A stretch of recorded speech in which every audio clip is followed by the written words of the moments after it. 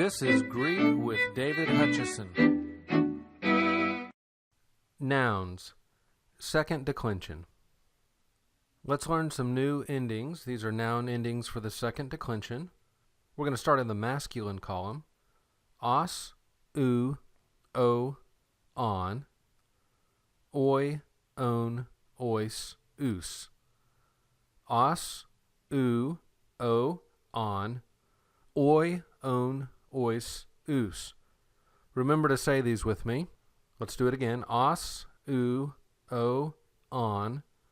Oi, on, ois, ous. Now the neuter endings. On, ou, o, on. A, on, ois, a. On, ou, o, on. A, on, ois, a. These are the endings for the second declension. Where do you think you're going to put endings? You will put them at the end. So we're talking about nouns.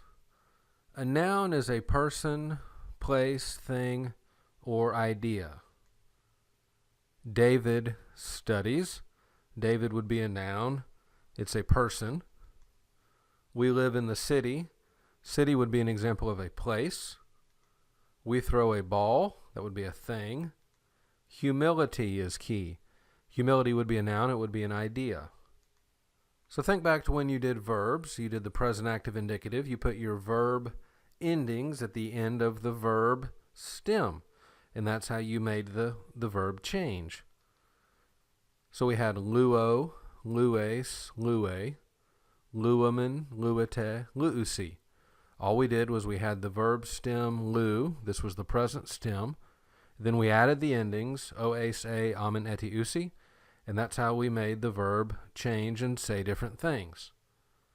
We also added a sigma in the middle to be a sign of the future tense. So remember this, we had luso, luses, luse, lusamen, lusete, lususi. So that sigma was a key of the future tense, and then you had endings.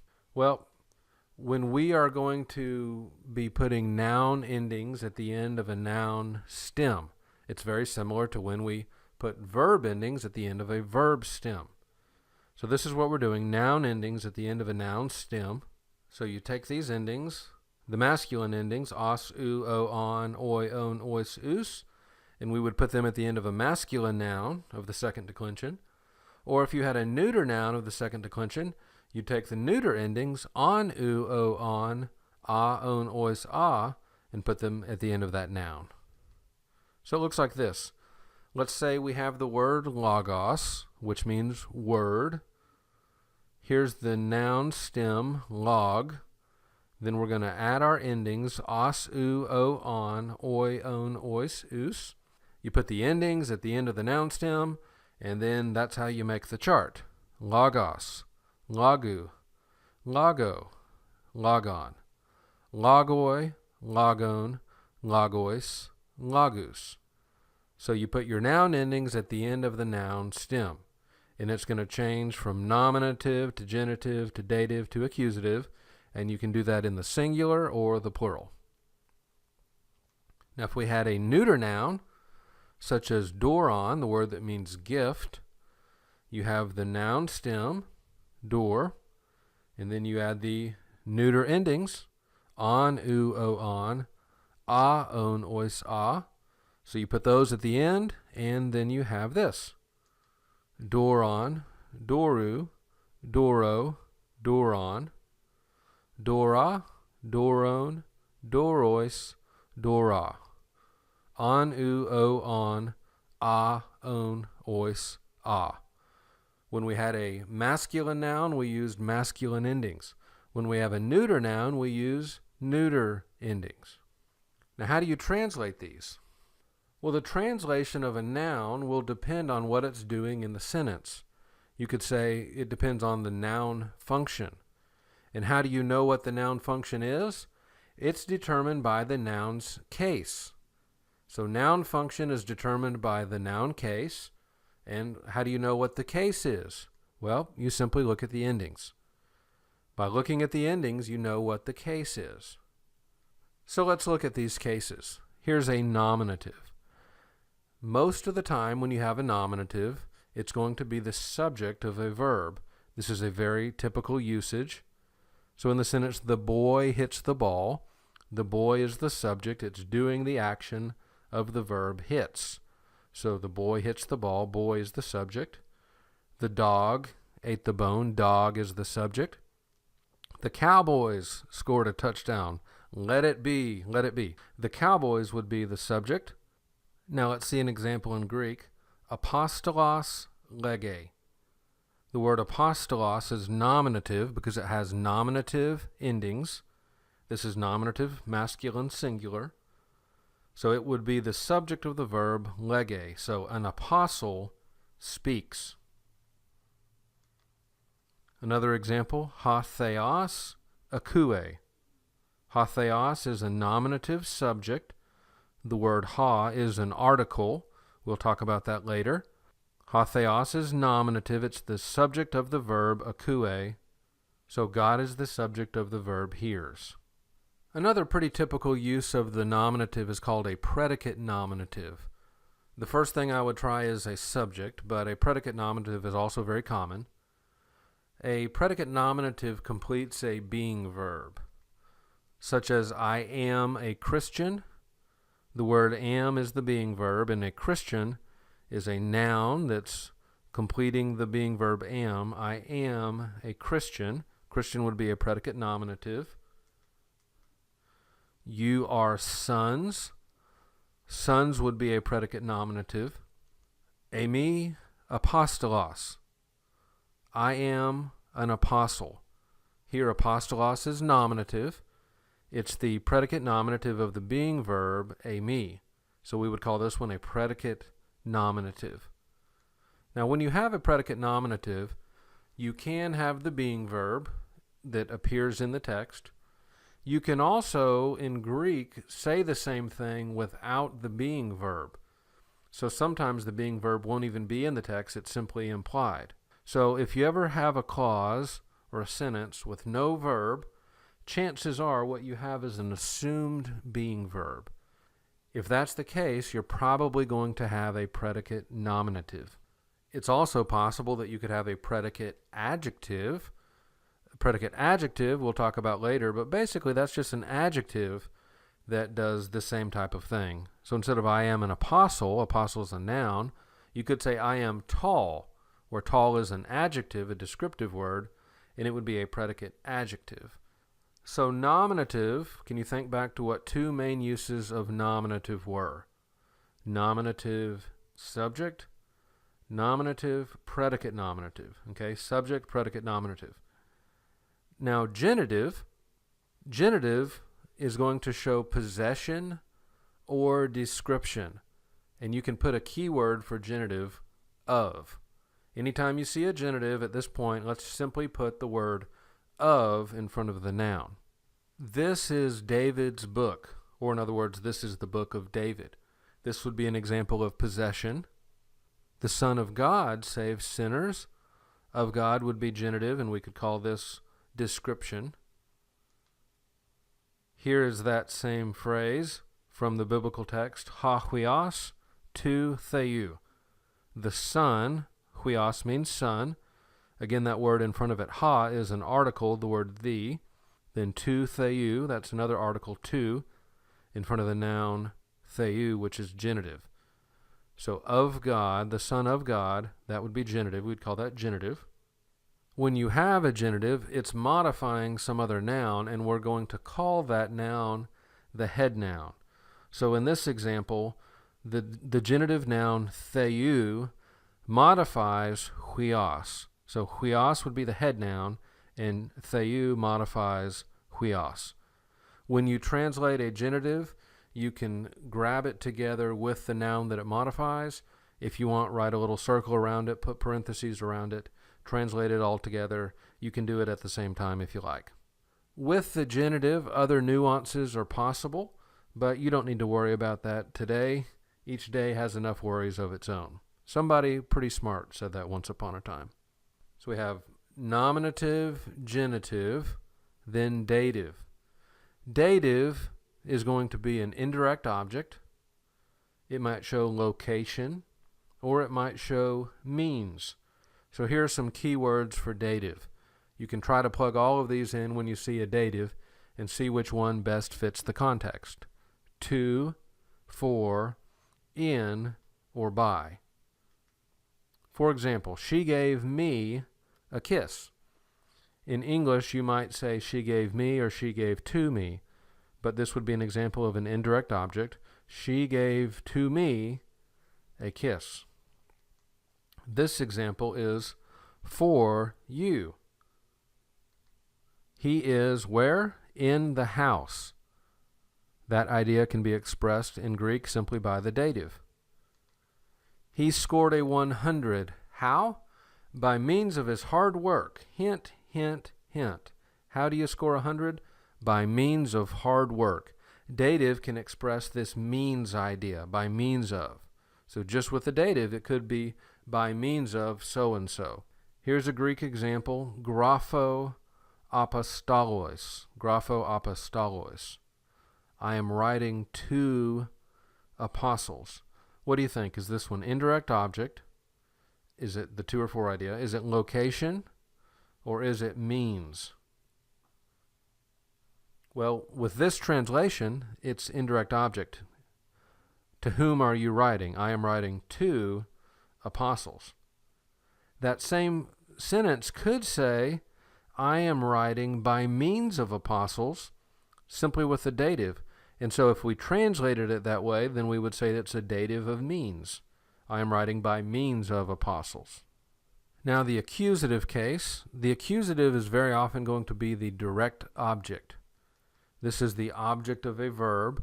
So for example, kids run races. Kids is the subject, run is the verb. The object of that verb is races.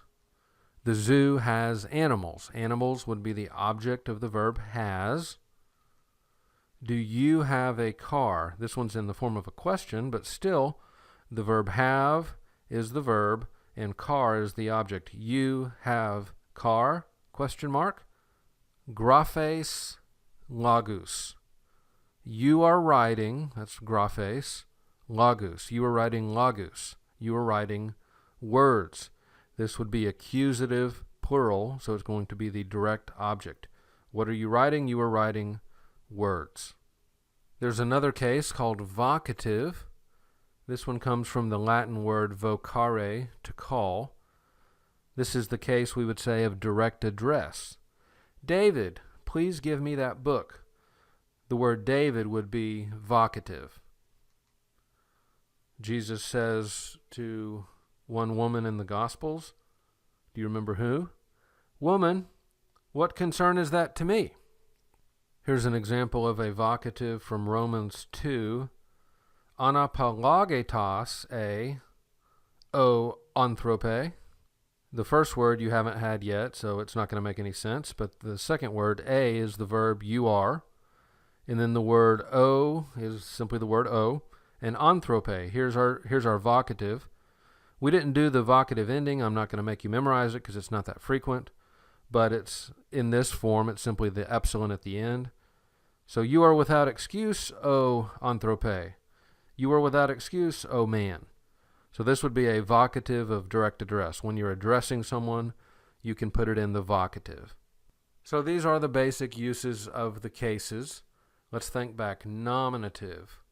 Nominative was subject or predicate nominative. Genitive showed possession, description. Keyword for genitive was of. Dative, indirect object, location or means. Keywords to, for, in, by, even with. Accusative, primary use there is going to be direct object. And then vocative is our case for direct address. In English, word order is extremely important. It's not as important in Greek. We won't say it means nothing, but it definitely doesn't mean everything. So in English, you determine the function of a word by its order in a sentence. So if I said, David eats apples, Then David is the subject because it precedes the verb eats, and apples is the object. If I said apples eat David, then I'm saying something completely different. And I'm doing that based on word order. Basically, you can think of English as a left to right subject-verb-object type of language, except when you're doing poetry or when you're listening to Star Wars. So word order, very important in English. Word order, not so important in Greek. What is so important in Greek is case. So the function of a word is determined by its case. Well, how do I know what the case is?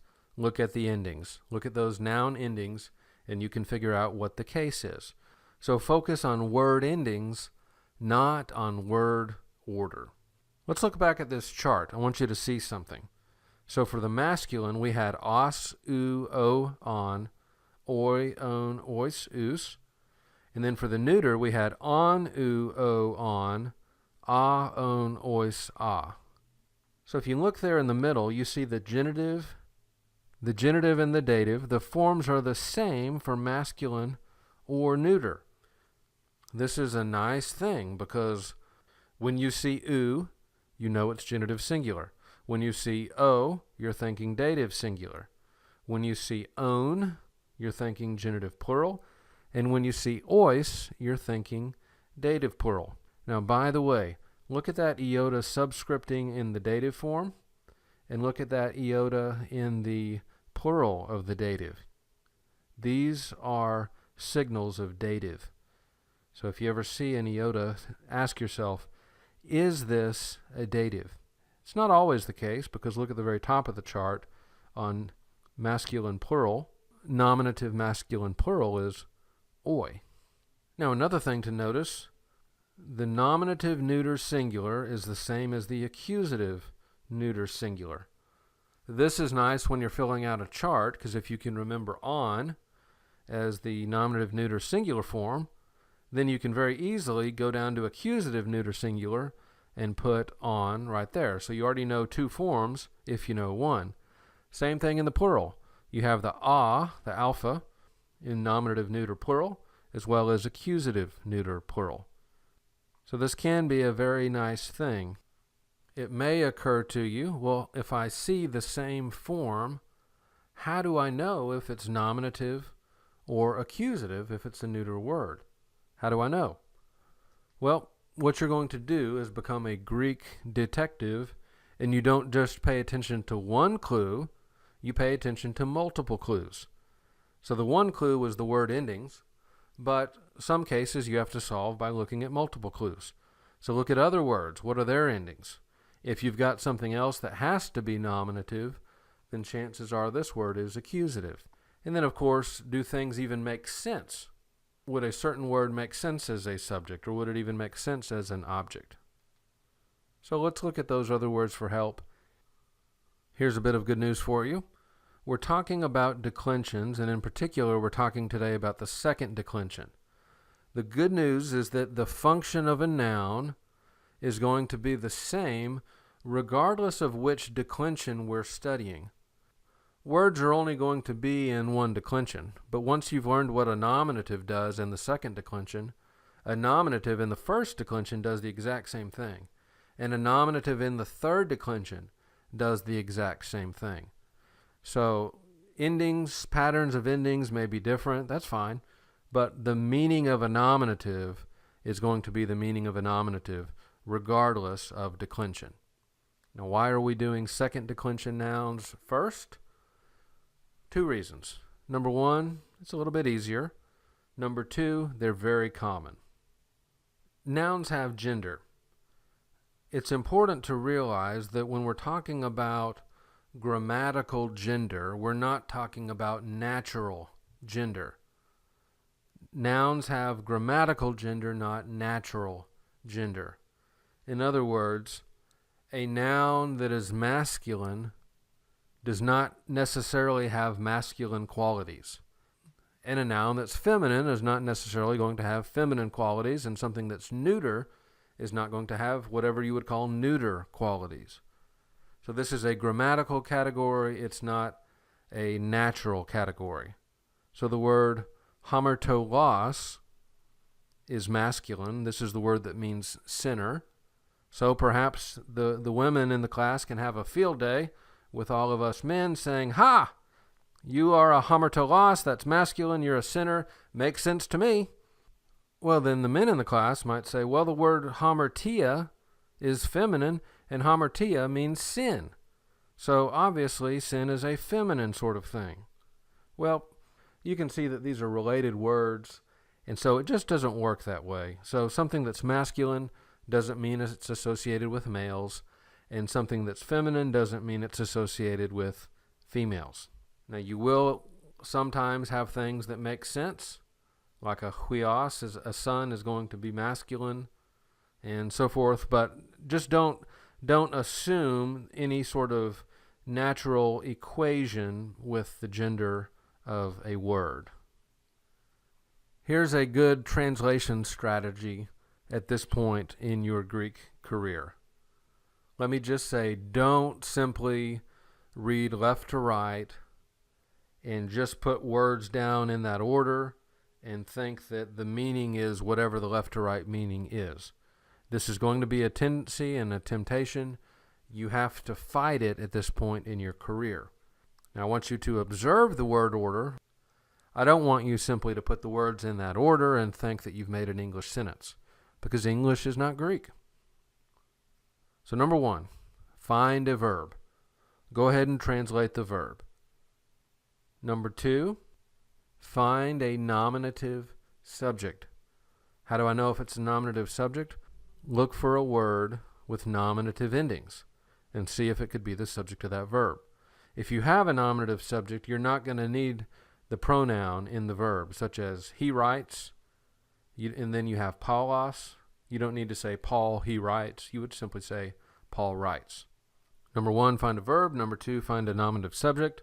Number three, find an accusative direct object or a predicate nominative. Number four, then you can look at the rest of the sentence. When you do this, you've got verb, you've got subject, you've got object. You have the basic structure of a sentence. You have the bare bones of a sentence. And if we wanted to put it into a visual diagram, it would look something like this. In English, subject, verb, object. You see the word paulos, it would be the subject. Graphe, that's the verb. Logos, the object. This is a diagram. I'm not going to make you diagram right now, although it's actually quite helpful. A Greek sentence is not necessarily going to appear in this order, but if you want to diagram it, if you want to put the verb in that verb slot, and you want to put the subject in that subject slot, and you want to put the object in that object slot, you'll have the basic structure of a sentence. And by the way, this is a great way to outline a Bible study or a sermon when you find out what the Greek text is actually doing. This is one excellent way to do it. So what are we going to do? We're going to find a verb, then we're going to find a nominative subject, then we're going to find an accusative direct object or a predicate nominative, and then we're going to move on and do the rest of the sentence. Let's try this strategy on some example sentences. So here we have graphe, doulos, nomon. The first thing we want to do is find a verb. Here's our verb. I'm going to write V for verb. How do I know it's a verb? It has those verb endings. A. Oes a amen etiusi. There's our verb. I'm going to look for now a nominative subject. Here we have doulos. The os. This is going to be our nominative subject. It has nominative endings. Then I'm going to find an object. Nomon. Os uo on. So here in Greek order we have verb, subject, object. But we're translating into English, so when we put it into English, we put it into English word order. And English word order is SVO, subject, verb, object. So our verb is graphe. By itself it would mean he writes.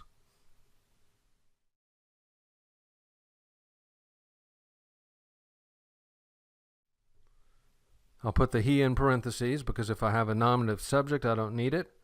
And it turns out I do have a nominative subject, which is doulos, servant.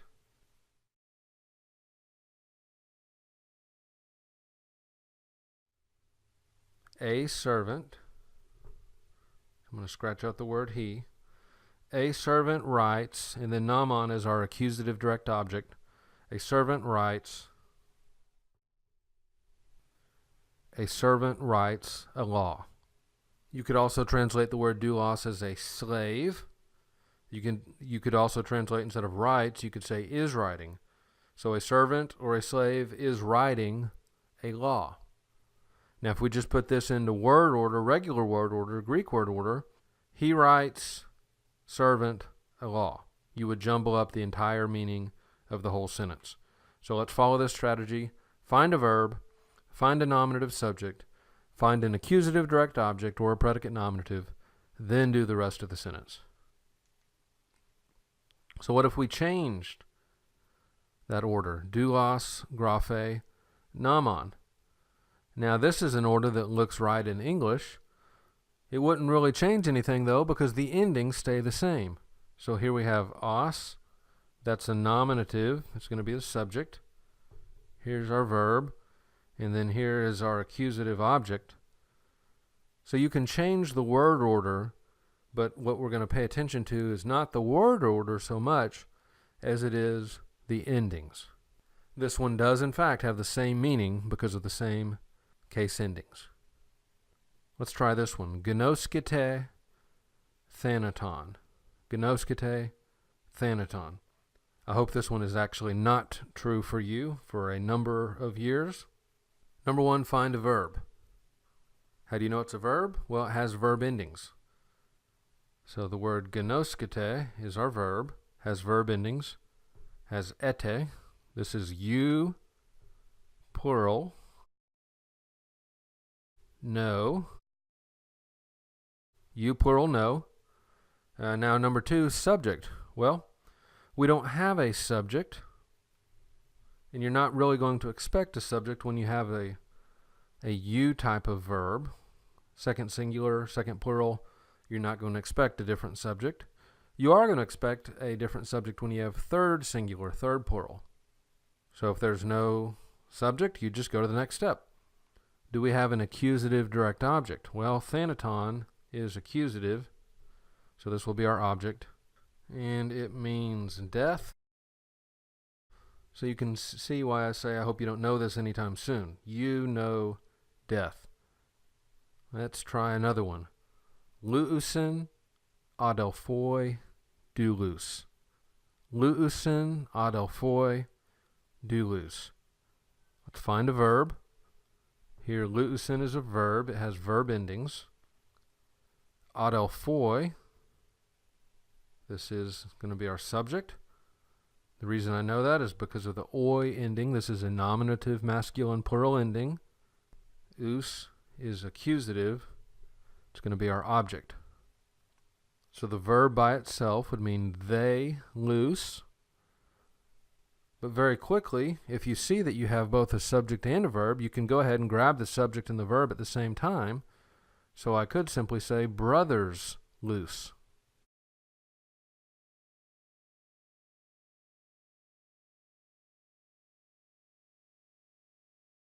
Brothers loose. And then our object is doulos. This is accusative plural. Brothers loose servants or slaves.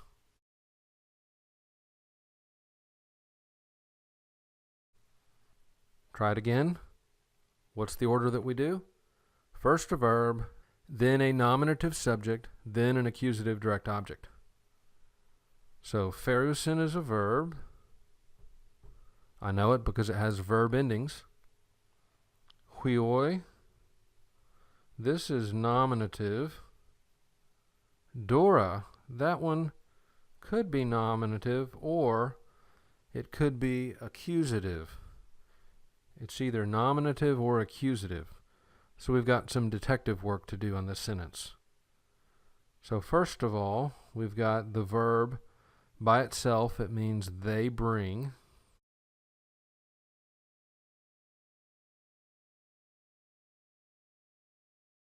Then I've either got, as a nominative subject, I've either got huioi, which means sons, or I've got Dora, which means gifts.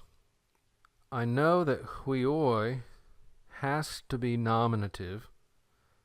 So if Dora could be either nominative or accusative, then this is going to lead me to think that huioi is going to be our subject. So sons bring, and then Dora, sons bring gifts.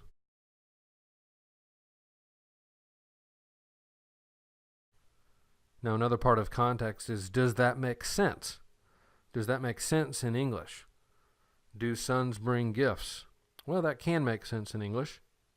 There's another reason why the opposite could not be true, and I'll mention it now, but I'll talk about it again in a moment. A neuter plural subject, Dora could be neuter plural subject, but a neuter plural subject has to take a third singular verb, and our verb is not third singular. So there's another reason why that one couldn't work.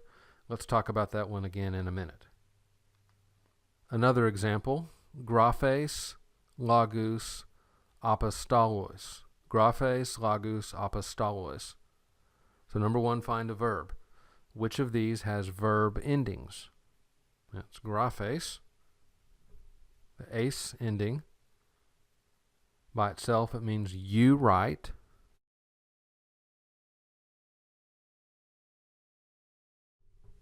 Number two, let's try to find a nominative subject, but wait a second. I told you a moment ago that when you have a second person verb, a you verb, you're not usually going to have a nominative subject.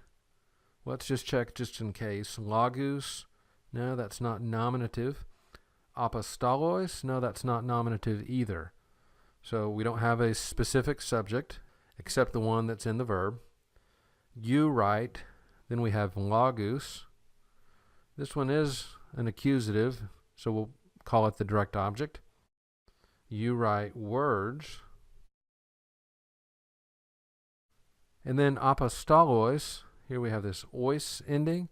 This is dative, plural. The dative is going to be to, for, in, by, or with. And apostolos is apostles.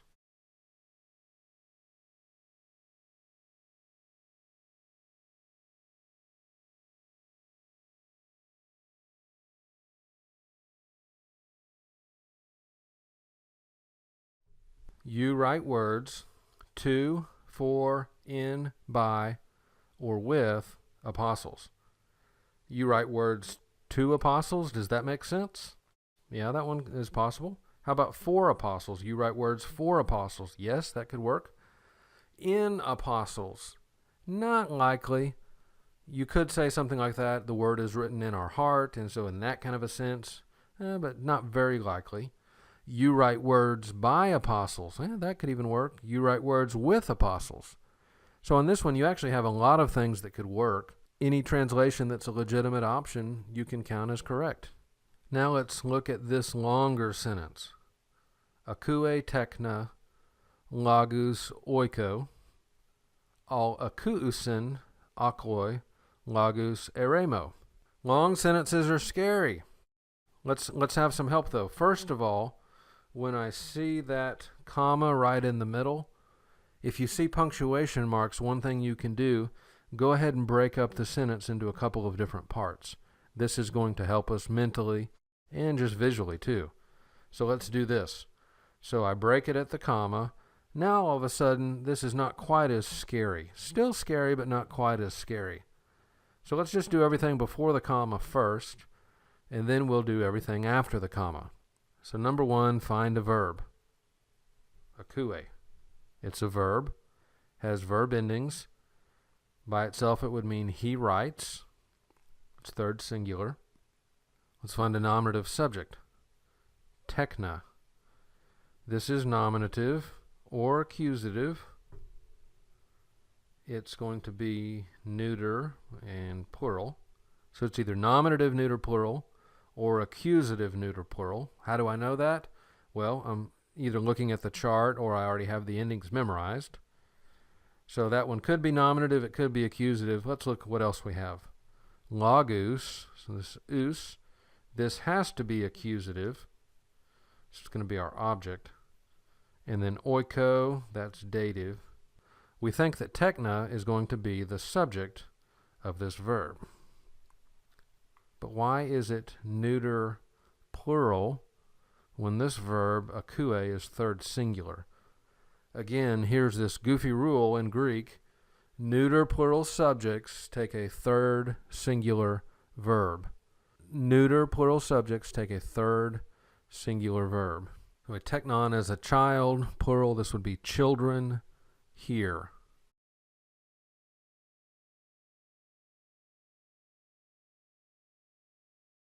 Children here. Then our accusative direct object is logus. Children hear words. Oiko. This is dative, to, for, in, by, or with. Children hear words to, for, in, by, or with a house. Which of those makes sense? Probably in makes the most sense. Children hear words in a house. I don't really have to decide at this point, so I could write to, for, in, by, or with a house and see what the rest of the sentence says. Then we have this word, but. This is a conjunction. We'll talk about conjunctions in a moment, but I'm just going to tell you now it's the conjunction that means but. It expresses a strong contrast. But then the rest of this, let's just do our same strategy. Find a verb, find a subject, find an object. So here's a verb, akuusin. Verb, subject, object. How do I know this is a verb? It has verb endings. And I remember studying this verb when I memorized the vocab form. So akuusin is a verb. Akoi is a subject because it's nominative. Logus is an object because it's accusative. And then eremo, this is dative, just like oiko. So our verb is akuusin, they hear. Do we have a subject? We do. It's akoi. Crowds hear.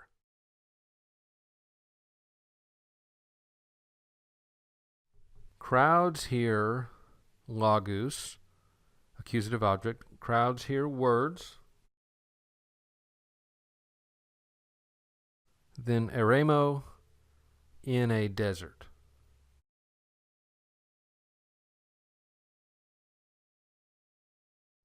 Children hear words in a house, but crowds hear words in a desert.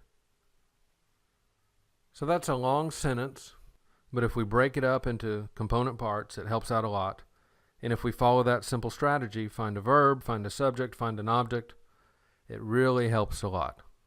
Now, something we've alluded to already several times, but let's make it explicit, is what we can call subject-verb agreement. A subject and a verb will normally agree. And really, you could even change the word normally to almost always. There are a few exceptions. But what does that mean? That means that if you have a singular subject, it's going to take a singular verb. If you have a plural subject, it's going to take a plural verb. So that just makes good common sense. A singular subject goes with a singular verb. A plural subject goes with a plural verb. So here's this weird rule. This is the type of thing that you're going to see 5 or 10 times, and it's going to look weird every time. And you're going to say, what's that? Why is this doing such and such? Oh, yeah, it's that crazy rule. And it's going to take you 10 or 20 minutes to get to the point where you say, oh, it's that crazy rule. Well, here's the rule. Neuter plural subjects take a third singular verb. Neuter plural subjects take a third singular verb. So if you're paying attention, which of course is a good idea in Greek, if you're paying attention and you see a neuter plural subject, you may expect to see a plural verb, but remember, a neuter plural subject takes a third singular verb. Don't feel bad when you forget this rule 5 or 10 times. This is the type of thing that just takes a long time to get. Now, you're already familiar with the word parsing. We talked about it before. When we were parsing verbs, and that just means identifying the elements of a verb, remember we did tense, voice, mood, person, number, lexical form, lexical meaning. When we do nouns, we do case, gender, number, lexical form, lexical meaning. Do you notice that those last two things are the same? They're always going to be the same, by the way, when you parse. The last two things are always lexical form, lexical meaning. Case, gender, number, lexical form, lexical meaning. Well, what could the case options be? Nominative, genitive, dative, accusative, vocative. One of those five. And we're almost never going to see vocative, so basically you've got four options. That's the case. Gender is either masculine or feminine or neuter. Now, think back. Do Greek nouns have natural gender or grammatical gender? They have grammatical gender. Number is either singular or plural. You've seen that before, singular or plural. Lexical form, that simply means the form you look up in a lexicon. And for a noun, it's going to be the nominative singular form. And then lexical meaning, that's simply the meaning of the lexical form. What is the dictionary, lexicon, what is the lexical definition? Remember, this is not the meaning of the inflected form, not the meaning in context. So remember, all you're doing when you get to this is giving me the basic dictionary definition. So most of the time of this video, we've been talking about nouns, but I also want to talk about conjunctions for just a moment. Conjunctions are words that join things together. They join together words or phrases, clauses, or sentences. Here are a few different examples of conjunctions. The word Allah is a conjunction that means but. This is a strong contrast type of conjunction. One thing, Allah, another. One thing but another. So we're going to express a strong contrast. De you can translate either as now or but or sometime even untranslated. This one is not as strong of a contrast as Allah. Kai, you've already seen this before, but this is the conjunction that means and. It can also mean even, but let's start with and, then you go for even. If you had kai, then a bunch of words, and then another kai, it's going to be both and, both apples and bananas. So you might have kai apples, kai bananas, both apples and bananas. Kai cowboys, kai redskins, both cowboys and redskins. Now I want to give you a brief introduction to someone who will become a very good friend in Greek. This is the article. We're not going to learn it today, except for a little bit. Next week you'll actually meet the full article in all of its glory. But today what I want to tell you is that in Greek, there is no such thing as an indefinite article. What does that mean? Well, an indefinite article is the word a or an. In Greek, there's no such thing. So how do you get the word a or an? Well, you don't have the article is one way. The article is the word the. The article is kind of like a pointer finger. Mom says it's not polite to point, but the article is pointing out. It's a pointing type of thing. So the article is the word the. Here we have angelos, ha. The article ha is a masculine article. Hados, he. The word he is the feminine article. Doron, ta. Ta is the neuter article. So in your vocab list, if you see something, ha, then you automatically know it's masculine. If you saw something, he, you know automatically it's feminine. And if you see something, ta, you know that it's neuter. So you may see vocab lists that look like this. When you look up a lexical entry in a lexicon, you're probably going to see something like this. It's a little bit longer. angelos, comma, u, comma, ha, comma, angel. What this would mean whenever you see this is angelos. That's the nominative singular form. U is the genitive singular form, angelos, angelou. And then you have ha, the article, and then you have the definition. Why would they give you the genitive singular form? It's because if you know the nominative form and you know the genitive form, you can know the pattern. So the lexicons will do this such a thing. I put it with a dash in front of u. The lexicons may or may not put that dash. It may simply say angelos, u, ha, angel. Let me remind you once again to watch this video multiple times. Save it to your computer. Listen to the audio-only file when you're driving around. And these things will make sense, more sense, on multiple exposures. So this is your introduction to the noun, nouns of the second declension, a little bit on conjunctions, and a little bit on the article. Press on. You can do it.